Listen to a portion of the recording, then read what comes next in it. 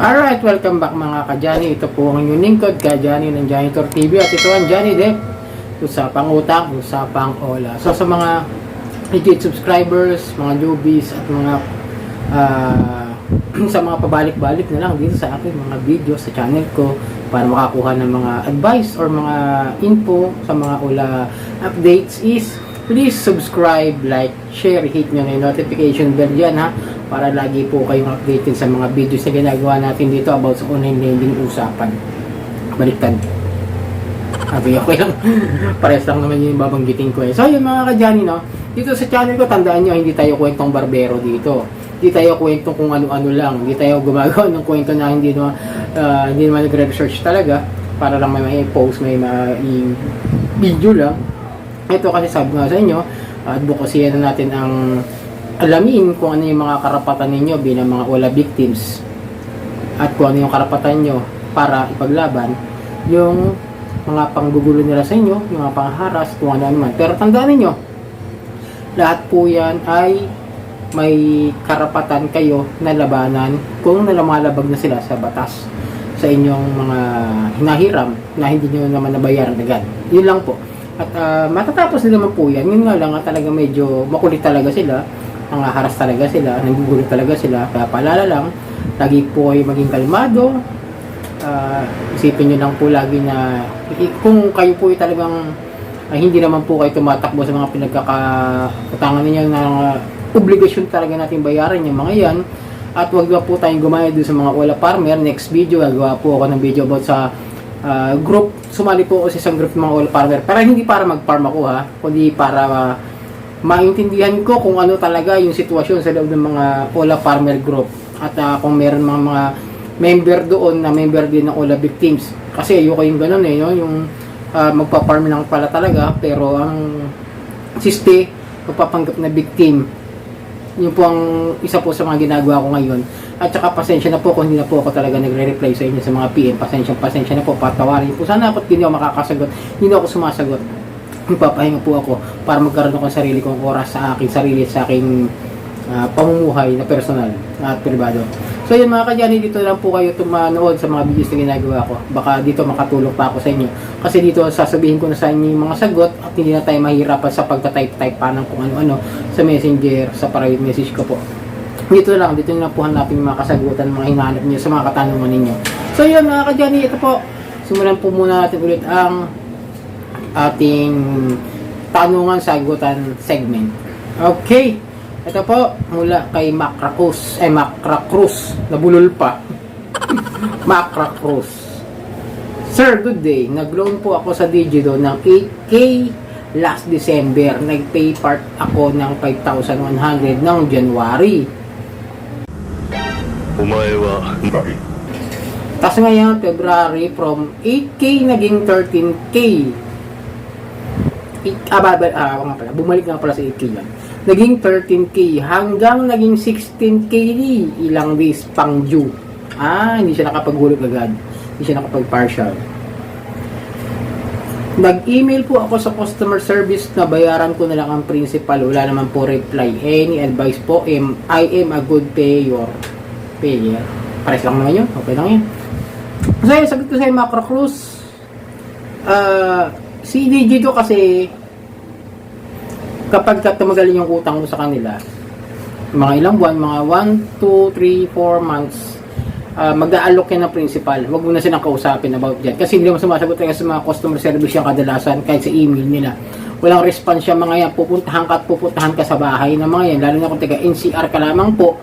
Kung dito ka lang po sa Beyond Metro Manila, or kalapit like Rizal, mayroong mga nagpupunta dyan, may mga nakusap tayo dyan, mga victim na talagang pinuntahan sila dito sa parte ng Rizal area.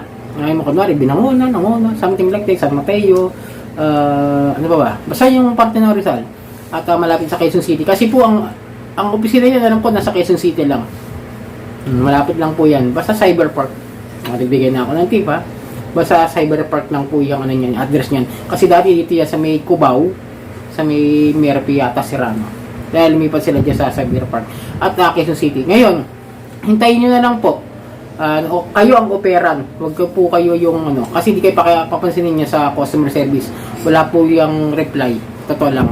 At pagka nag-iwan sila ng tarjeta, yung papel na kagaya ng pinapakita ko sa ibang videos ko, doon nyo po tawagan o doon nyo kontakin kung gusto nyo magbayad at matapos yung utang nyo dyan, kasi ganoon lang po ginawa namin noon para matapos na. Pero tandaan nyo kahit nakapagbayad na po kayo dyan, minsan nag-iiwan ng utang yan, nag-iiwan ng balance yan. Kaya kailangan i-ready niyo yung sarili niyo na kastiguhin niyo kapag may iniwang utang ngayon sa inyo sa apps niyo o kaya may iniwang balance. Yun na po paalala ko sa inyo. Macra Cruz, shoutout po. Palawang tanong mga kadyani, shoutout po Joy Sulit dash up 2 GB. Okay? Kaya paalala lang din ha. Huwag po kayong gagamit ng mga tunay yung pangalan dito sa mga email ninyo, sa mga YouTube ninyo. Kasi minsan naghahanap din mga agent dito ng baka mamaya tunay na pangalan nyo ginagamit nyo dyan, i-anonymous nyo na lang o kaya gumamit ka ng ibang dummy account dito sa YouTube nyo po. Hello Sir Johnny, tanong ko lang po, tama po ba yung mag-off ka ng SIM para hindi kulitin? Depende. Meron po kasing mga depende po yan. Ako po, kaya ako hindi lang po ako nag-off ng SIM. Nagpalit talaga ako ng SIM dahil ang kulit. Hindi lang po sobrang kulit, haras. Talagang may ako po kung tumawag sila wala pang alas 6 hanggang hating gabi alas 12 na re-receive ko sa ko. Kahit naka-block nga yung calls ko Yung yung settings ko sa cellphone na naka-block na yung mga number na unknown, mga spam. Pumapasok pa rin po kasi nga po may ginagamit po yung mga system, mga makina na kung saan hindi basta-basta mabablock ng mga cellphone din natin. Dahil meron sila mga makinarya para mapasok yung cellphone natin, para matawagan, para makapag-text pa rin sila na hindi mga registered na mga number na sa mga SIM registration natin. Pero okay lang po yan. Para hindi po kayo kulti kasi nga. Pero hindi naman po, magkaiba po kasi yung umiiwas sa utang dahil iniisip nila harasin agad sila. May mga ganun, mga farmer ganyan yan Naghihintay lang na harasin para magkaroon sila ng justification sa mga pinagsasabi nila na naharas ako, hindi ko babayaran. O ganon.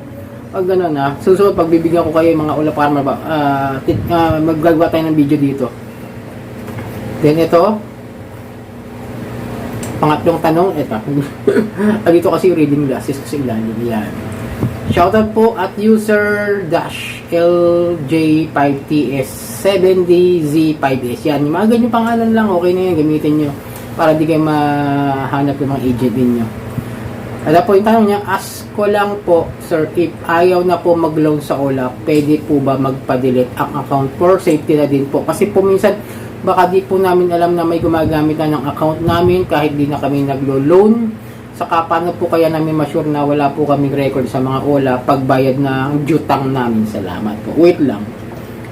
Maganda itong tanong niya. Omae wa mou shindeiru. Nani? So yun, ang tanong niya kasi is, paano siya makakasigurado na mawawala yung kanyang info o yung kanyang yung kanyang account doon sa mga OLA na ito. Ito, lilinawin ko lang kadalasan dyan na ma-delete man yung account ninyo, may mga agent dyan na kumukuha ng info natin, yung account natin.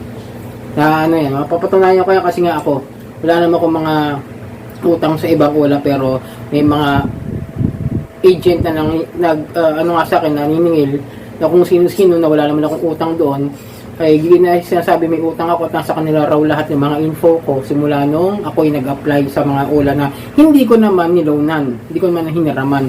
Kasi yung mga yan, totoo lang mga kadyani, payo ko sa inyo, ako ayoko maniwala sa sinasabi ng direct account kasi i-delete nila yung account mo pero yung system nila nasa ibang agent na, nasa ibang empleyado nila. Direct account lang doon sa system pero yung account mo nakakuha na yung mga agent dyan. Kaya ako, meron din akong sa legit lending, yung iyon nga. Matagal na ako nakabayad doon, pero hanggang ngayon, hindi pa rin po nila ako dine-delete account or dine-delete yung info ko sa nila. Dahil minsan, i-email sila sa akin about sa update nila sa mga nangyayari doon sa lending company nila. Tulad nung last December, meron po nangyaring hacking yata or something, breach of service nila.